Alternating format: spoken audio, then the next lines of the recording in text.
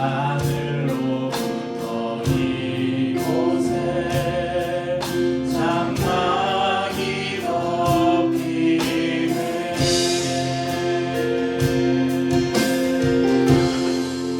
이곳을 덮으소서. 이곳을 비추소서. 내 안에 무너졌던 모든 소망 다 회복하리니.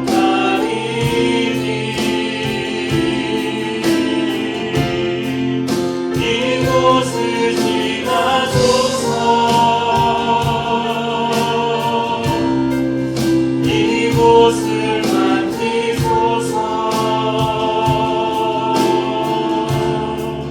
내 안에 죽어가는 모든 예배 다 살아나리. 주님, 이곳을 주님의 보혈로 덮으소서. 이곳을 덮으소서. 주님의 빛으로 이곳을 비추소서. 내 안에 무너졌던 모든 소망 다 회복하리니. 이곳을 지나소서. 이곳을 지나소서. 주님의 손으로 이곳을 만지소서. 내 안에 죽어가는 모든 예배 다 살아나리라.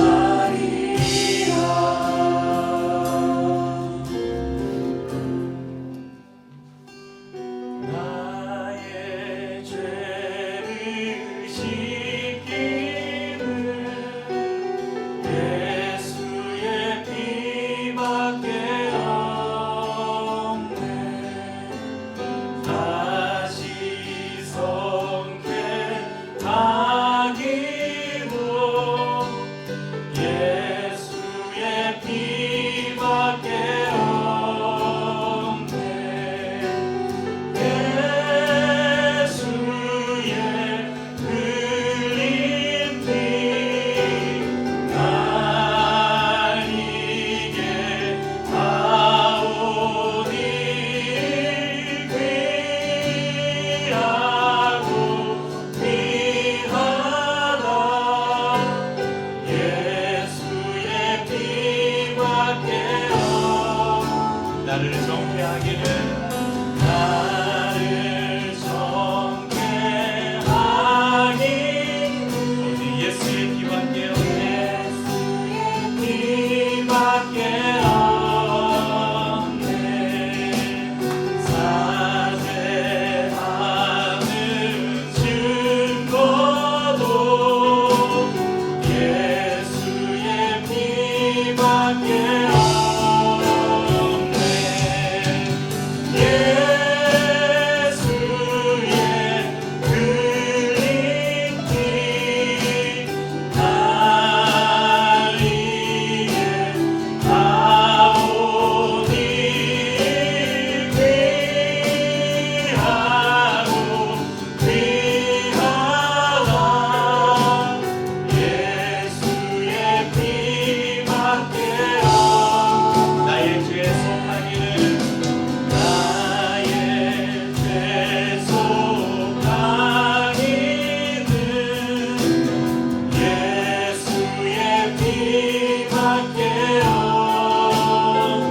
나는 검도없도다.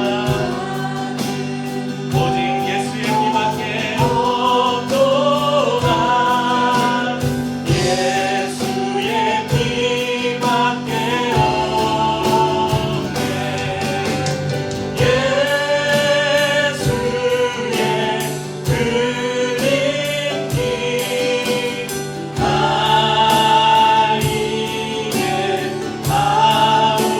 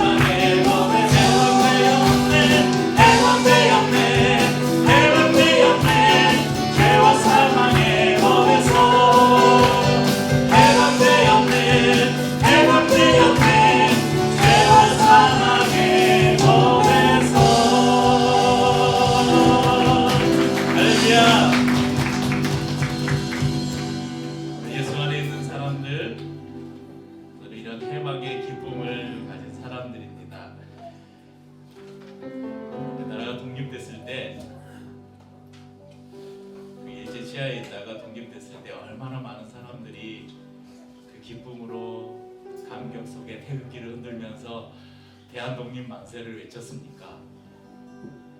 그런데 그것과 비교할 수 없는 영원히 생명을 잃어버리고 어둠 가운데 있을 뻔한 존재들이 영원한 빛을 얻었던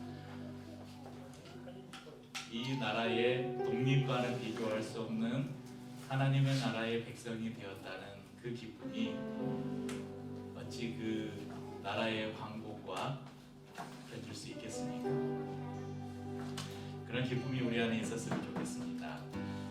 그것을 가능케 한 거 바로 예수 그리스도의 보혈 때문입니다.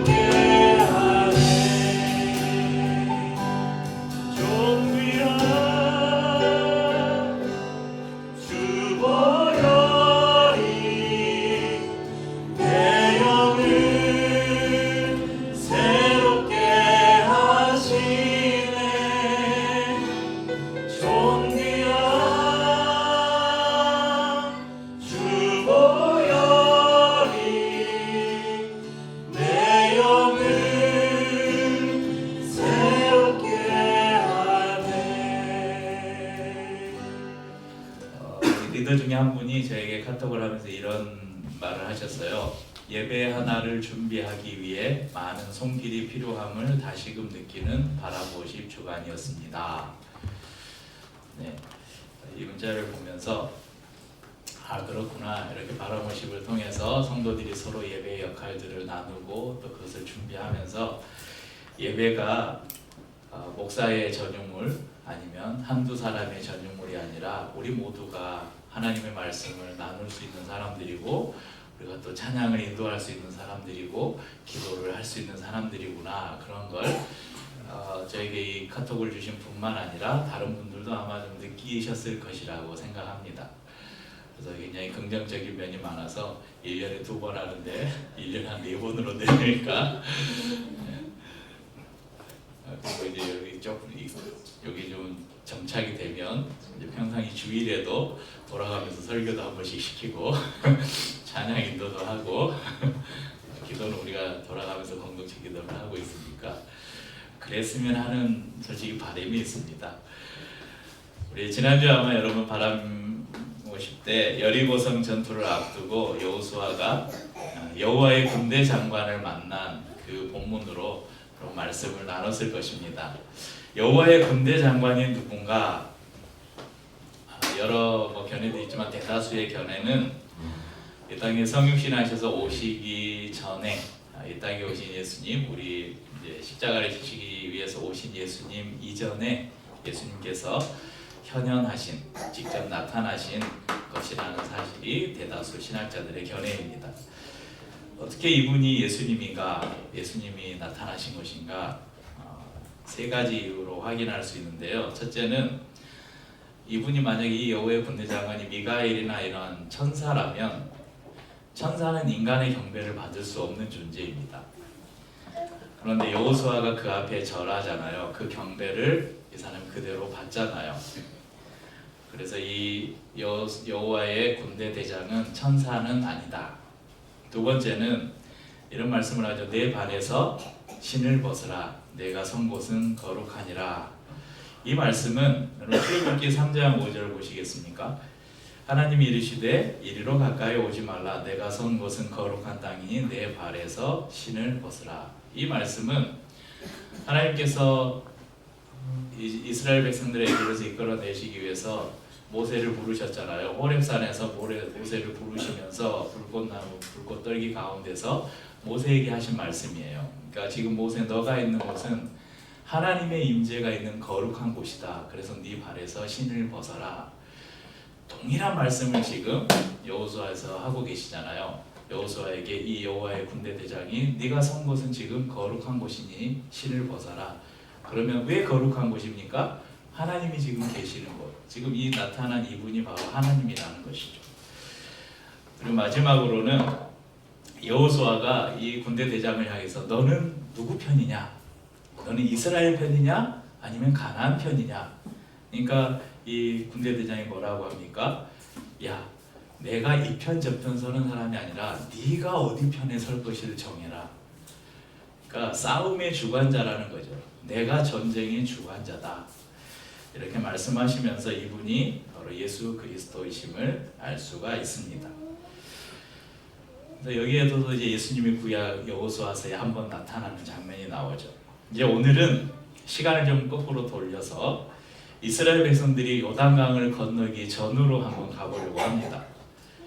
여호와 하나님께서 여호수아에게 너희는 이제 요단강을 건너서 가나안을 정복하라 이렇게 말씀하셨습니다. 여호수아는 백성들에게 자, 곧 요단을 건널 것이다. 모든 준비를 마쳐라 이렇게 말하고 그냥 갈 수는 없잖아요. 그래서 가나안에 들어가기 전에 이 가데스 바네아에서 12명의 정탐꾼을 보냈던 것처럼 여호수아가 2명의 정탐꾼을 선발을 해서 요단강을 건너서 여리고성, 요단강을 건너면 제일 먼저 만나는 성이 여리고성, 아주 견고한 성인 여리고성을 만나게 되는데 이 성을 우리가 어떻게 칠지 정탐을 해야 되잖아요. 그래서 2명의 정탐꾼을 보냈습니다. 이 2명의 정탐꾼이 여리고성 안에 들어가서 라합이라는 기생의 집에 지내면서 첩보 활동을 벌인 것 같아요. 왜 기생의 집으로 들어갔을까? 이렇게 생각해 보면 아마 이 기생의 집은 아마 여관을 겸해서 운영을 하고 있을 것이라고 학자들은 이야기합니다.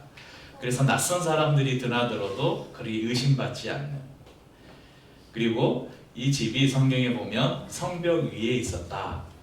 성벽 위에, 그러니까 여리고 성이 있고 성 안에 집을 짓고, 좀 돈 있는 사람들, 잘 사는 사람들은 성벽 안에 이렇게 마을을 형성하고, 또 가난하고 없는 사람들은 성벽과 붙어 있는 곳에 있는 집에 살았던 것이고, 그래서 창문이 바로 성벽인 거예요. 그래서 혹시 누가 잡으러 오면 얼른 도망가기, 성벽 그 창문으로 얼른 줄을 타고 내려갔든지, 실제 도망할 때도 그 창문으로 줄을 내려서 도망을 갔잖아요. 아마 그런 이유 때문에 이 라합의 집으로 정탐꾼들이 들어간 것이 아닌가 생각해 볼 수 있습니다. 오늘 우리는 기생, 다른 말로 하면 자신의 육체를 팔아서 생계를 유지했던, 다른 말로 하면 창녀, 이 라합이라는 여인과 이 여인이 어떻게 구원받았을 뿐만 아니라 이스라엘의 이 성경에 기록된 믿음의 사람이 되었을까, 그것을 한번 살펴보려고 합니다. 히브리서 11장 31절은 이렇게 말씀합니다. 함께 읽죠. 믿음으로 기생 라합은 정탐꾼을 평안히 영접하였으므로 순종하지 아니한 자와 함께 멸망하지 아니하였도다. 자, 야고보서 2장 25절도 읽어보죠. 같이 기생 라합이 사자들을 적대하여 다른 길로 나가게 할 때에 행함으로 의롭다 하심을 받은 것이 아니냐. 이 구약 성경 속에 기생 이 라합의 이름이 신약 성경에 이렇게 기록이 돼 있어요. 그것도 히브리서 말씀은 특별히 성경 가운데 믿음으로 살았던 사람들을 이렇게 열거하면서, 믿음의 사람들을 열거하면서 이 라합의 이름을 이야기하고 있습니다. 또 야고보서 말씀은, 야고보서의 말씀은 특별히 행동하는 믿음에 대해서 말씀하거든요. 믿음이 무엇이냐? 살아있는 믿음이 뭐냐? 행동하지 않는 믿음은 죽은 믿음이다. 이렇게 야고보서에서 강조하고 있어요. 그런데 그 강조하면서 누구를 이야기하고 있어요? 지금 라합을 이야기하고 있어요. 그 라합이 행함의 믿음으로 구원을 받았다, 의롭다 칭함을 받았다, 이렇게 증언하고 있습니다. 마태복음 1장 5절에서 6절 말씀을 보면 예수님의 족보가 기록되어 있는데 이렇게 기록됩니다. 살몬은 라합에게서 보아스를 낳고, 보아스는 룻에게서 오벳을 낳고, 오벳은 이새를 낳고, 이새는 다윗 왕을 낳으니라. 다윗은 우리아의 아내에게서 솔로몬을 낳고. 이 족보를 보면 아주 특이한 게 있어요. 2명의 예수님의 족보에는 여자들이 기록이 안 돼 있습니다. 원래 성경에는, 여러분, 우리가 지금 예수님 이후에 교회가 굉장히 이렇게 변혁이 돼서 여자들이 교회에서도 이렇게 인정받고, 하긴 우리 조선시대는 그렇지 않았지만 아무튼 성경의 가르침을 따라서 굉장히 여건이 많이 신장됐죠. 그런데 이 당시 유대 사회는 그러지 않았어요. 유대 사회는 여인, 어린이는 숫자에도 숫자를 셀 때 끼워주지도 않았어요. 그러니까 예수님의 족보에 여자의 이름이 들어갔다는 건 굉장히 의미가 있다는 거예요. 오늘 이 족보에 보면 2명의 여자의 이름이 있어요. 라합, 또 한 사람 누구예요? 룻. 2 사람 다 이방인이에요. 유대인이 아니에요. 보세요. 다윗은 우리아의 아내에게서, 이름이 없잖아요. 우리아라고 써져 있어요. 왜 우리아? 바세바라고 써야죠. 근데 바세바라고 안 썼어요. 왜냐하면 그 부정적인 이 우리아의 아내를 뺏어서 지금 솔로몬을 낳았잖아요.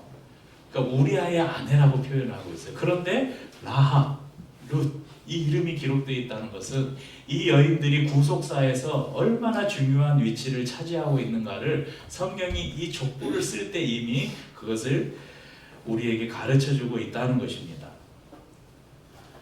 이 라합은 동명이인이 아니에요. 오늘 저희가 읽은 여호수아서에 등장하는 라합이 바로 이 라합입니다. 라합은 예수님의 족보에서 보면 이렇게 가면 우리가 예수님을 다윗의 자손, 다윗의 후손이라 그러잖아요. 그 다윗의 누구예요? 고조 할머니예요. 라합이 얼마나 위대한 여인인가. 무려 다윗 왕의 고조 할머니예요. 왜 일개 기생, 그것도 이방인이면서 여자의 이름이 예수님의 족보에 기록되었을까? 왜 믿음의 사람으로 칭찬받고 있을까? 그리고 라합이라는 인물 속에 또 그 사건 속에 어떤 예수님에 대한 숨겨진 비밀이 있을까? 오늘 살펴보려고 합니다. 오늘은 제가 이 여호수아서 2장의 내용을 이렇게 말로 설명하는 것보다 우리 아이들이 있으니까 제가 이렇게 설교 준비하다가 CBS에서 만든 재밌는 성경 동화가 있더라고요. 그래서 애니메이션을 보면서 오늘 2장의 내용을 여러분에게 설명을 드리겠습니다. CBS 성경 동화 정탐꾼들을 도운 라합. 시간이 흘러 모세는 나이가 많이 들었어요. 오랫동안 백성들을 약속의 땅 가나안 근처까지 이끌었지만 모세는 그곳에 들어갈 수 없었어요. 전에 가데스 지역에서 모세는 바위를 향해 물을 내라고 명령하면서 하나님의 뜻을 높이는 대신 자신의 기분에 따라 마음대로 행동하는 실수를 저질렀어요. 그때의 잘못 때문에 모세는 약속의 땅을 볼 수 없었죠. 하나님, 비록 저는 죽음이 가까워졌지만 우리 이스라엘 백성들을 위해 좋은 지도자를 골라주십시오. 저들을 목자 없는 양떼처럼 놔둬서야 되겠습니까? 모세의 기도를 들으신 하나님께서는 새로운 지도자로 여호수아를 세우셨어요. 하나님께서는 여호수아에게 모세가 가진 모든 능력을 주셨고 백성들은 하나님의 뜻대로 여호수아를 따랐죠. 그렇게 모세는 120살의 나이로 세상을 떠났어요. 이스라엘 백성들이 가나안 땅으로 들어가기 위해서는 여리고 성을 지나야만 했어요. 여리고는 매우 큰 성읍이었기 때문에 튼튼하고 견고한 여리고 성을 무너뜨리지 않고는 약속의 땅에 들어갈 수 없었죠. 그래서 여호수아는 부하 2명을 따로 불렀어요. 자, 너희 둘이 몰래 여리고 성에 들어가거라. 가서 성에 관한 모든 것을 정탐하고 오거라. 절대 들키지 않도록 조심해야 할 것이다. 2명의 정탐꾼이 여리고 성에 도착했을 때 마침 성문은 열려 있었어요. 그들은 여호수아의 지시대로 성 안 곳곳을 살펴보았고 그러는 사이 어느덧 어두우고도 해가 지고 말았죠. 괜히 밤에 돌아다니다가 경비병들에게 들키지 않을까? 맞아. 차라리 성 안에서 몰래 하룻밤 묵었다가 내일 동이 트면 떠나기로 하세. 쉴 곳을 찾던 정탐꾼들은 라합이라는 여인의 집에 들어가게 되었어요. 그런데 그 모습을 지켜본 사람이 있었어요. 그 사람은 헐레벌떡 여리고 왕에게로 달려갔죠. 왕이시여! 왕이시여! 이스라엘 사람들 몇 명이 우리 성 안에 들어와 있습니다요. 라합이란 여인의 집에 들어가는 것을 제가 이 2눈으로 똑똑히 봤습니다요. 깜짝 놀란 여리고 왕은 라합의 집에 당장 병사들을 보냈어요. 당장 문을 여시오. 이 집에 첩자들이 숨어 있다는 걸 다 알고 왔어. 열어주지 않으면 문을 부술 것이오. 그리고 잠시 후 끽 하고 문이 열리더니 라합이 나왔어요. 아니, 늦은 밤에 저희 집엔 웬일이신가요? 다 알고 왔다. 숨어 있는 첩자를 데리고 나와라. 그러자 라합이 태연한 표정으로 말했어요. 아, 그 사람들 말인가요? 저희 집에 낯선 사람 2명이 오긴 왔는데요. 그자들은 해가 지기 전에 이미 성 밖으로 나갔어요. 지금 빨리 쫓아가면 잡을 수 있을지도 모르겠는데요. 그 말을 들은 병사들은 황급히 성 밖으로 나가 이스라엘 정탐꾼들을 찾아다녔어요. 병사들이 나가자마자 여리고 성문은 굳게 닫혀버렸죠. 이게 대체 어떻게 된 일일까요? 병사들이 들이닥치자 라합은 정탐꾼들을 지붕 위에 숨겨주었어요. 그리고 병사들이 돌아가자 정탐꾼들에게 가서 말했죠. 우리 여리고 사람들은 하나님께서 당신들과 함께 하신다는 걸 알고 있어요. 하나님께서 이스라엘을 위해 바닷물 사이에 길을 내주신 것도 들었고 그 밖에 수많은 기적들을 일으키신 것도 다 알고 있어요. 그래서 이 성에 사는 사람들은 이스라엘과 싸우는 걸 모두 두려워하고 있답니다. 라합의 뜻밖의 말에 정탐꾼들도 놀라서 서로를 멀뚱멀뚱 쳐다봤어요. 그중 한 명이 말했죠. 아니, 그래서 우릴 이렇게 숨겨주고 친절을 베푼 것이오? 그렇습니다. 그러니 오늘 제가 베푼 친절을 절대 잊지 마시고 나중에 이스라엘이 우리 성 안에 들어올 때 제 가족들만큼은 꼭 해치지 말아주세요. 정탐꾼들은 라합의 현명함에 감탄해서 곧바로 이렇게 약속했어요. 우리의 목숨을 걸고 당신에게 약속하겠소. 하나님께서 이 땅을 우리에게 주시는 날, 당신과 당신의 가족들에게 우리도 친절을 베풀 것입니다. 맞소. 그때 당신의 집 창문에 붉은색 밧줄을 매달아 놓으면 그 표시를 알아보고 아무도 당신의 집만큼은 건드리지 않을 것이오. 라합이 살던 집은 성벽 위에 세워져 있었어요. 약속을 받아낸 라합은 창문에 긴 밧줄을 매달아서 정탐꾼들을 내보내 주었죠. 저기 언덕으로 올라가시면 왕의 신하들을 피하실 수 있을 거예요. 거기에서 사흘 동안 숨어 계시다가 때를 봐서 이스라엘 진영으로 돌아가시면 됩니다. 그렇게 정탐꾼들은 무사히 빠져나올 수 있게 되었고 라합은 그들이 떠나자마자 창문에 붉은색 밧줄을 매달아 놓았어요. 아무 탈 없이 진영에 돌아온 정탐꾼들은 여호수아에게 있었던 모든 일들을 말해주었죠. 여호수아님, 하나님께서 여리고 성을 우리에게 주신 게 틀림이 없습니다. 이미 그 땅의 모든 사람들은 우리를 몹시 두려워하고 있었습니다. 그 말을 들은 여호수아는 매우 기뻐했어요. 하나님께서는 이스라엘의 이름이 널리 알려지게 해주셨고 또 위험한 상황에서는 라합처럼 도와줄 사람을 준비해 주셨죠. 그 사실에 여호수아와 이스라엘 사람들은 모두 든든한 마음으로 하나님께 감사해야 했답니다. CBS 성경 동화 2장의 내용을 다 들었습니다. 재밌죠? 우리 하진이가 그 눈을 안 감고 막 쳐다보고 있대요. 다음에 자주 이런 이런 것들을 애용해야 되겠습니다. 라합은 아까 말씀드린 것처럼 가나안 여인, 이방의 여인이었고 그것도 기생이었습니다. 그렇지만 이 여인은 하나님에 대한 확실한 믿음을 가지고 있었습니다. 어떻게 여리고 성 안에 있는 이 여자가 하나님에 대한 믿음을 가지고 있었을까? 이 여인은 이스라엘 사람들처럼 홍해가 갈라지는 것을 보지 못했고 광야의 구름 기둥과 불 기둥도 보지 못했고 만나와 메추라기를 먹어보지도 못했고 반석에서 솟는 물을 마셔본 적도 없었습니다.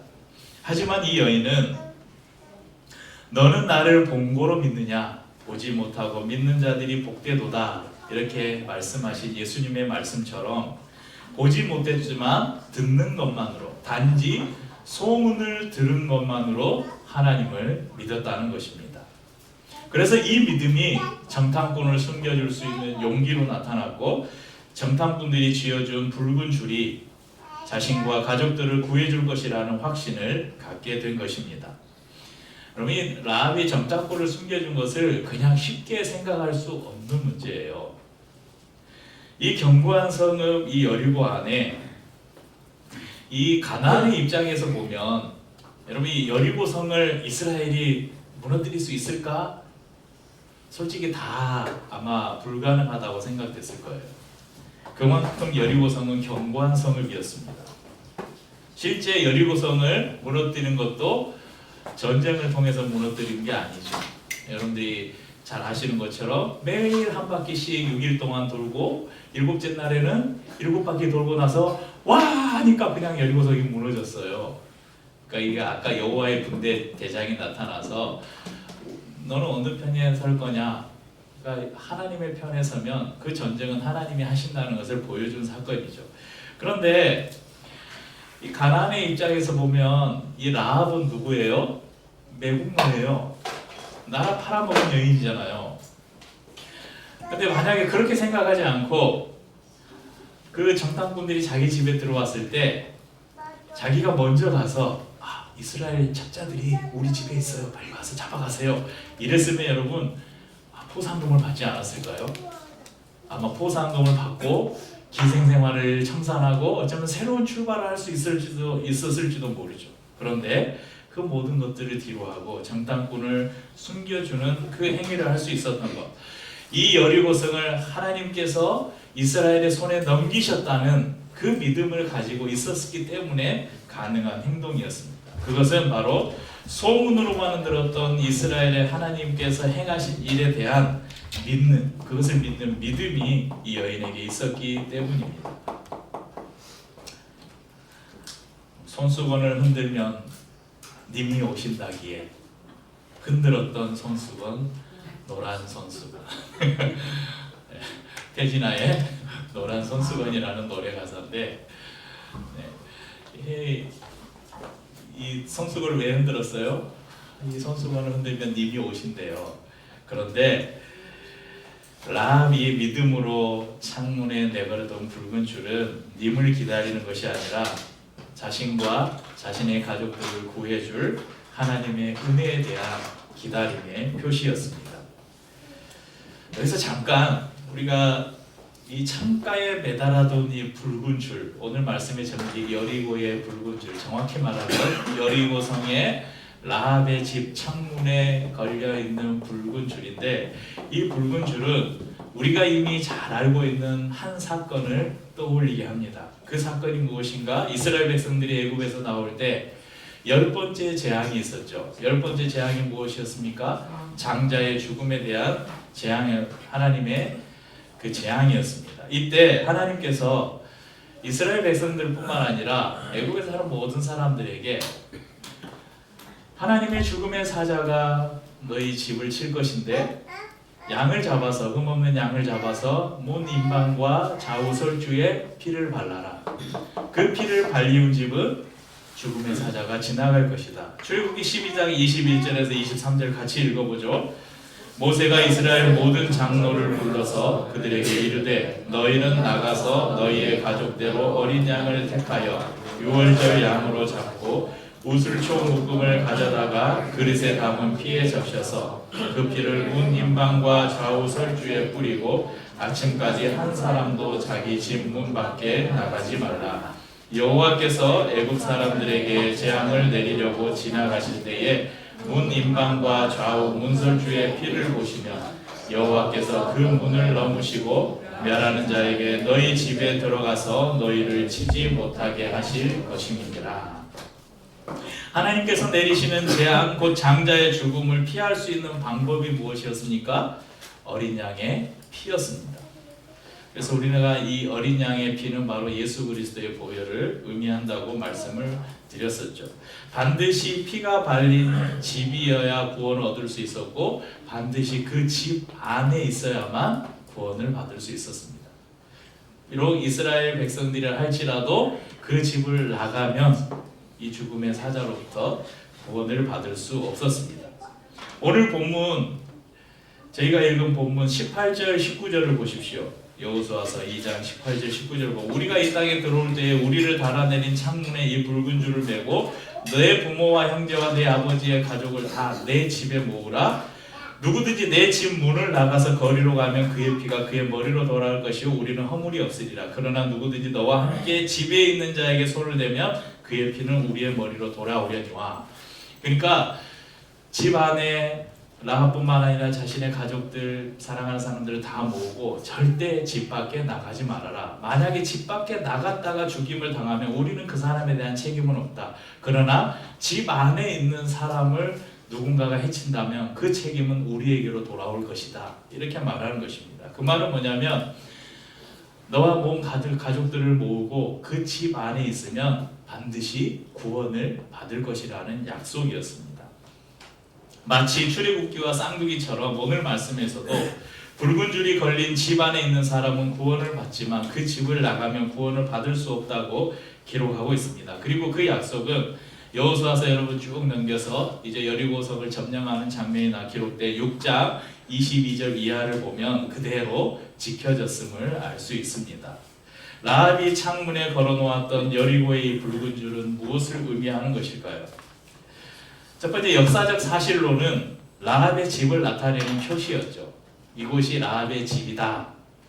두 번째는 붉은 줄은 보호받을 표시였습니다. 정탐꾼들은 여호수아에게, 아까 우리가 그 애니메이션을 통해 본 것처럼 라합의 사건을 보고했고 보고를 들은 여호수아도 이스라엘 모든 군대에게 여리고 성을 점령할 때 이 붉은 줄이 달린 집에 그 안에 있는 사람들은 절대 손대지 말아라. 그 사람들을 보호해라. 이렇게 명령했습니다. 이것은 하나님께서 당신의 사자들에게 어린 양의 피가 발리운 집은 절대 장자를 죽여서는 안 된다는 명령과 같은 것입니다. 양의 피가 발리운 집을 여호와의 사자가 그냥 지나쳐 갔던 것처럼 붉은 줄이 매여 있던 이 라합의 집은 구원을 받았습니다. 그리고 마지막으로 가장 중요한 이 붉은 줄은 바로 예수님의 보혈을 의미합니다. 오늘 말씀이 단순히 이 시대가 한 3,400 몇십 년 전입니다. 정확하게 연도를 알 수는 없지만 이 역사의 이렇게 거꾸로 추적해 가면 한 3,400년이 조금 넘은 시기에 이 이스라엘 백성들이 가나안에 들어갔는데 그때 일어났던 한 기생과 그 가족들의 구원에 관한 에피소드라면 우리가 오늘 이 말씀을 굳이 살필 의미가 없을 것입니다. 그러나 이 붉은 줄에 예수 그리스도가 숨겨져 있기 때문에 우리가 이 사건을 다시 되새겨보는 것입니다.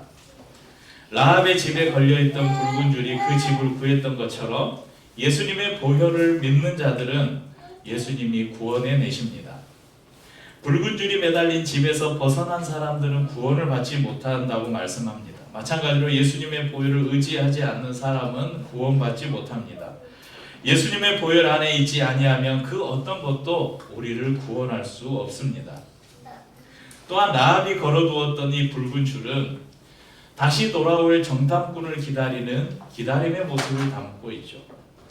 그리고 라합은 이 붉은 줄을 걸어두고 이 정탐꾼들이 여리고성을 칠 때 다시 이곳에 와서 우리 가족들을 구해줄 것이라는 그 간절한 기다림을 갖고 있었을 것입니다.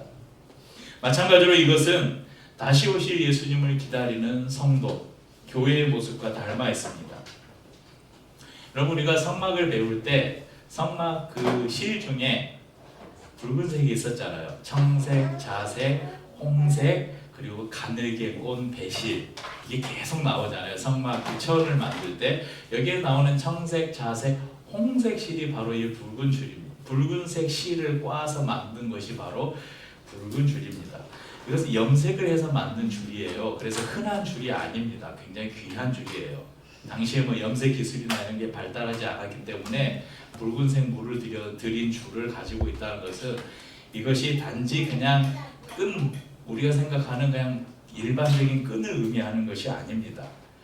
붉은 줄을 매달아 놨던 것은 이 붉은 줄은 그 성막에서 살펴봤듯이 예수님의 보혈과 함께 정결과 거룩을 상징하는 의미입니다. 구약 시대를 살았던 이 붉은 줄을 매달고 구원을 기다렸던 라합을 통해서 이제 이 신약 시대를 사는 우리는 정결함과 거룩함으로 예수님의 보혈을 의지해서 다시 오실 주님을 기다리는 삶을 살아야 한다는 것을 배우게 되는 것입니다. 라합이 믿음의 행동을 할 수 있었던 근거도 그가 붉은 줄을 매달고 구원을 기다릴 수 있었던 근거도 모두 하나님을 향한 믿음 때문이었습니다. 여러분 그녀는 단지 하나님에 대해 소문으로 들었을 뿐이지만 하나님을 믿었죠. 그런데 우리는 오늘 이미 이 땅에 오신 예수 그리스도 그리고 그분이 하신 모든 일에 대해서 기록된 이 하나님의 말씀이 성경을 가지고 있고 우리 안에 계신 성령을 통해서 늘 우리 안에 계신 예수 그리스도와 교제하고 있는 그런 삶을 살고 있음에도 불구하고 우리는 늘 불신의 삶을 살고 있지는 않은지 이미 예수 그리스도를 만난 사람들은 여러분의 한번 믿음을 돌아보는 계기가 되었으면 좋겠습니다. 그리고 혹 이 자리에 아직 하나님이 살아계시다는 것, 예수님이 우리를 위해서 십자가에서 대신 피 흘리시고 죽으심으로 그분을 믿는 모든 자들의 구원을 선물로 주셨다는 이 사실이 믿어지지 않는다면 오늘 이 라합이라는 한 이방 여인의 이야기를 여러분의 마음 깊이 새겨보시길 바랍니다. 하나님의 말씀을 듣고 그분의 보혈을 의지하기만 하면 그가 이방인이든 그가 비록 천한 신분이든 아무 상관없이 누구든지 하나님의 구원의 은혜에 들어갈 수 있다는 것입니다. 여러분 붉은 줄을 통해서 라합과 그의 집에 구원이 임했던 것처럼 예수님의 보혈과 그분의 은혜가 여러분의 가정을 구원하고 늘 지키시기를 주님의 이름으로 축복합니다. 이렇게 우리 찬양하고 봉찬을 나누겠습니다. 오늘 이 찬양의 가사를 보면 아마 교회에서 처음 불러보는 찬양인데 십자가, 바로 예수님의 보혈이 우리의 신분을 변화시키는데 우리 기생 라합의 신분을 예수님의 그 조상으로 바꿔주셨잖아요. 예수님의 가족으로 바꿔주셨잖아요. 고아에서 우리의 신분을 아들로, 거절당한 사람에서 하나님으로부터 용납받은 사람으로, 죄인에서 의인으로, 저주에서 축복으로, 원수에서 연인으로, 창기에서 신부로 우리의 신분을 예수님의 보혈을 통해서 바꾸어 주셨습니다. 찬양하죠.